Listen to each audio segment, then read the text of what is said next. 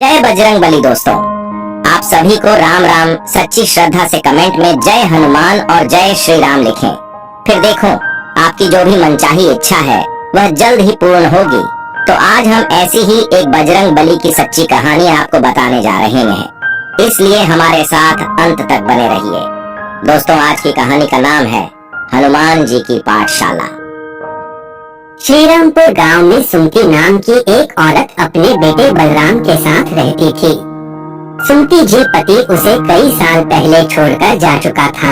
अब उसका एक ही सहारा था, उसका बेटा बलराम। सुमति जी अपने बेटे को पढ़ा लिखा कर एक बड़ा आदमी बनाना चाहती थी, इसलिए वह लोगों के घरों में कामकाज करके पैसा कमाती थी। अपनी माँ को दिन रात इतनी मेहनत करती देख एक दिन बलराम अपनी माँ से कहता है, माँ, तुम लोगों के घर घर जाकर काम करती हो, यह मुझे बिल्कुल अच्छा नहीं लगता। मैं पढ़ाई छोड़कर कुछ काम ढूंढ लेता हूँ। पर माँ ने कहा, नहीं, मैं खुद चाहे कितना भी कष्ट उठा लूँ, पर तू अपनी पढ़ाई मत छोड़ना। भगवान करे तू बहुत बड़ा आदमी बने, तेरी बहुत अच्छी नौकरी लग जाए। मुझे तो बस उसी दिन का इंतजार है। दोस्तों, बलराम हनुमान जी का बहुत बड़ा भक्त था। हर रोज उनकी पूजा करता रहता था। एक दिन वह हनुमान जी के मंदिर में बैठकर प्रार्थना कर रहा होता है तो उनसे हाथ जोड़कर कहता है, हे भगवान, मैंने माँ को कितना कहा कि अब तुम काम करना बंद कर दो, पर वो मानने को तैयार ही नहीं। अब आप ही बताओ मैं क्या करूँ। बलराम को पूरा विश्वास था कि बजरंग बली उसकी माँ को समझा देंगे।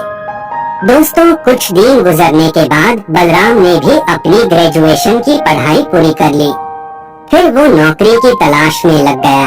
वो हर सुबह उठकर हनुमान जी के मंदिर में जाकर पूजा पाठ करता, हनुमान चालीसा गाता था। उसके बाद नौकरी की तलाश में निकल जाता, लेकिन सारा दिन भटकने के बाद भी उसे कहीं नौकरी नहीं मिलती। फिर वो निराश होकर घर वापस लौट आता। फिर दोस्तों, एक दिन उसे उदास देखकर सुमति जी ने कहा, बलराम बेटा, तू इतना उदास क्यों है? आज नहीं तो कल तुम्हें नौकरी जरूर मिलेगी माँ, लेकिन अगर फिर भी कहीं मुझे नौकरी नहीं मिली तो फिर मैं मेहनत मजदूरी ही कर लूँगा। नहीं बेटा, माँ ने कहना शुरू किया, मैंने तुझे मजदूरी करने के लिए थोड़ी ही इतना पढ़ाया लिखाया है, तो कोशिश करता रह। फिर एक दिन सवेरे जल्दी उठकर बलराम फिर से नौकरी की तलाश में निकल पड़ता है। अपने घर से कुछ दूर चलने पर उसे अपने स्कूल के पुराने मास्टर जी मिल जाते हैं और कहते, मैं बिल्कुल ठीक हूँ बलराम, तुम कैसे हो? अच्छा हुआ तुम मिल गए। क्या तुम कहीं जा रहे हो? मैं तो तुम्हारे घर ही आ रहा था। तो बलराम कहता है, मैं तो नौकरी की तलाशा में हूँ। खैर आप बताइए, गुरुजी कुछ काम था क्या? तब गुरुजी कहते हैं, हाँ बेटा, पास के ही अयोध्या गांव में मेरे दोस्त पढ़ाते थे, लेकिन अब वो रिटायर हो चुके हैं।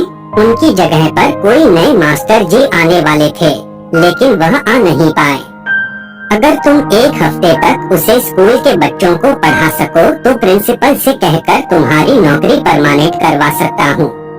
तुम्हारी माँ की हालत देखकर मुझे तुम्हारा ख्याल आया और मैंने तुमसे बिना पूछे ही तुम्हारी बात प्रिंसिपल से कर ली है।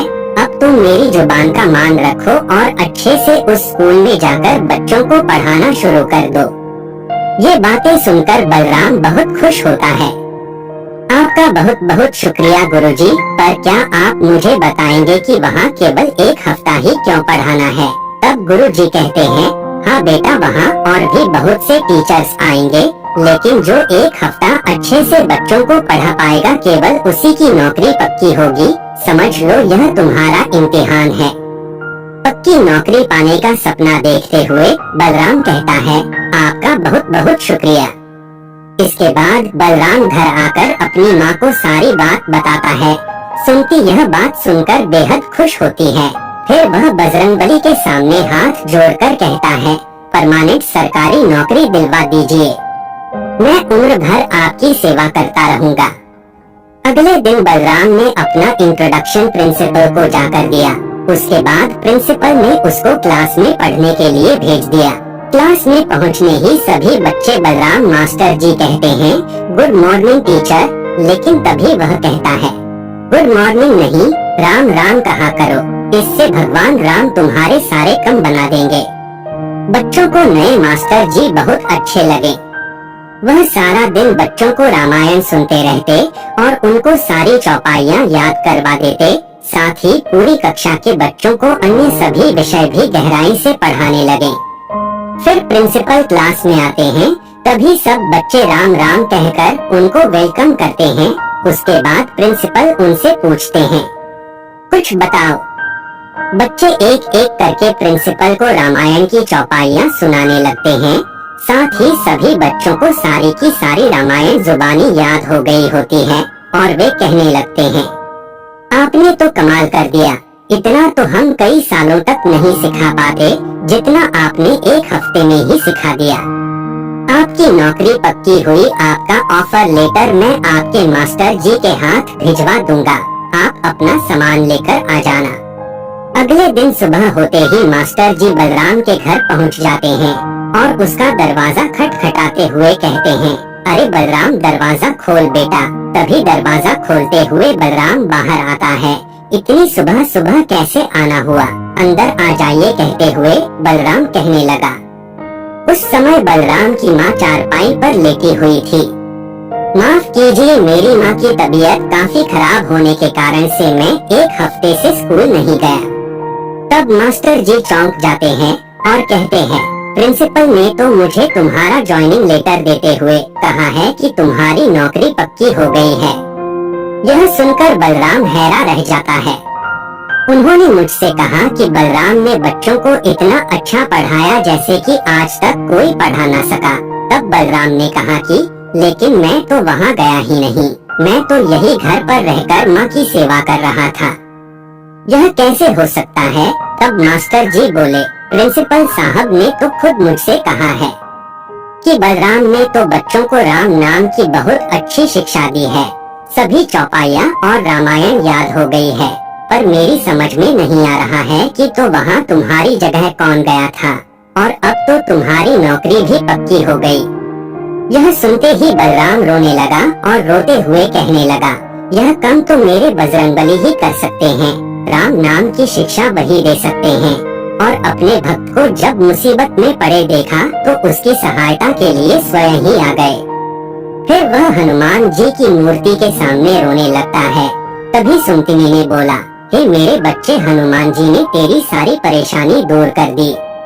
उन्होंने तुझे तेरी मेहनत का फल दे दिया। वह बलराम से कहने लगी, बेटा बजरंगबली स्वयं तेरी सहायता के लिए चले आए। उनकी तुझ पर बहुत कृपा है। अब तो उनका नाम लेकर कल से ही नौकरी पर लग जा। सुबह सुबह बलराम मंदिर में जाकर हनुमान जी का जप करने लगा। उसके बाद वो स्कूल जाकर अच्छे से बच्चों को पढ़ने लगा। इसके बाद वो हर रोज स्कूल जाने से पहले और आने के बाद हनुमान जी के मंदिर जरूर जाता और वहाँ बैठकर ध्यान लगता। इसके बाद उनके अच्छे दिन आ गए और उसकी माँ ने भी काम छोड़ दिया। अब उन्हें किसी चीज की कोई कमी न थी। सुमति जी और बलराम अच्छे से अपनी जिंदगी व्यतीत करने लगे। तो आशा करते हैं कि आपको यह कथा अवश्य ही अच्छी लगी हो। कमेंट में जय बजरंगबली अवश्य लिखें। साथ ही लाइक और सब्सक्राइब करना न भूलिए। आप सभी का धन्यवाद।